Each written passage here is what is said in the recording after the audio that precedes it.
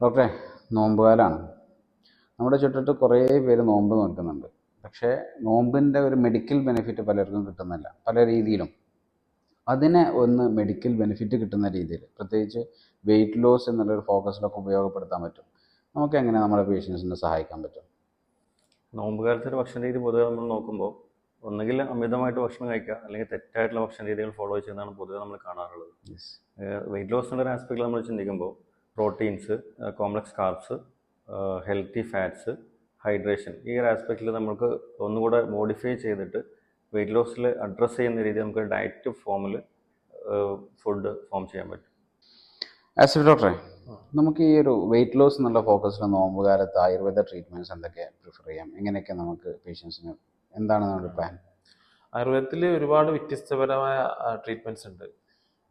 ഉദാഹരണം പറയുകയാണെങ്കിൽ കഷായധാര, പിന്നെ ഉദ്വർത്തനം, വ്യത്യസ്തപരമായ കിഴികൾ, അങ്ങനെ ഒരുപാട് ടൈപ്പ് ട്രീറ്റ്മെൻറ്റ് ഈ വെയിറ്റ് ലോസിൽ തന്നെ ഫോക്കസ് ചെയ്തിട്ടുണ്ട്.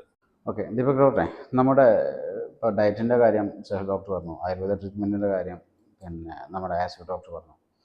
അപ്പോൾ ആയുർവേദ ട്രീറ്റ്മെൻറ്റിൻ്റെ കൂടെ തന്നെ Ayurvedic medicines, weight loss medicines എല്ലാം നമുക്ക് ഇൻക്ലൂഡ് ചെയ്യാം. അതിൻ്റെ കൂടെ ഒരു കുറച്ചുകൂടി ഫിസിയോ അല്ലെങ്കിൽ ഒരു കാർഡിയോ എക്സസൈസ് എന്നുള്ള രീതിയിൽ നമുക്ക് എന്തൊക്കെയാണ് കൊടുക്കാൻ പറ്റും?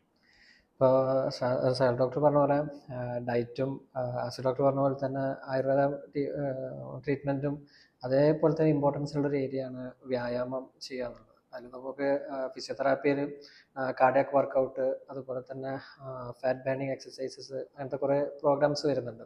അപ്പോൾ അതൊക്കെ ഈ ഒരു വെയിറ്റ് ലോസ് എന്നൊരു ആസ്പെക്റ്റിൽ നോക്കുമ്പോൾ നമുക്ക് വളരെ യൂസ്ഫുൾ ആയിരിക്കും.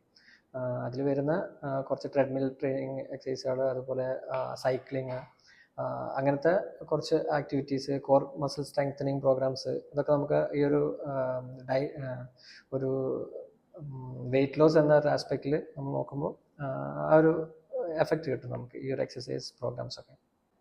വെയിറ്റ് ലോസ് ട്രീറ്റ്മെൻറ്റ് എന്ന് പറഞ്ഞാൽ ഒരു 2 ആഴ്ചത്തെ ട്രീറ്റ്മെൻറ്റ് മാത്രമല്ല. ഇപ്പോൾ നമുക്ക് ഈ ഒരു ഡിസ്കസ് ചെയ്ത പാക്കേജിൽ നമുക്കൊരു 2 ആഴ്ച IP ട്രീറ്റ്മെൻ്റ് ആയിട്ട്, ഒരു 15 ദിവസത്തെ IP ട്രീറ്റ്മെൻ്റ് ആയിട്ട് നമുക്ക് കൊടുക്കാൻ പറ്റും. അത് കഴിഞ്ഞാലും നമ്മുടെ വെയിറ്റ് ലോസിൻ്റെ ഒരു കണ്ടിന്യൂസ് പ്രോസസ്സ് കണ്ടിന്യൂ ചെയ്ത് പോകണം.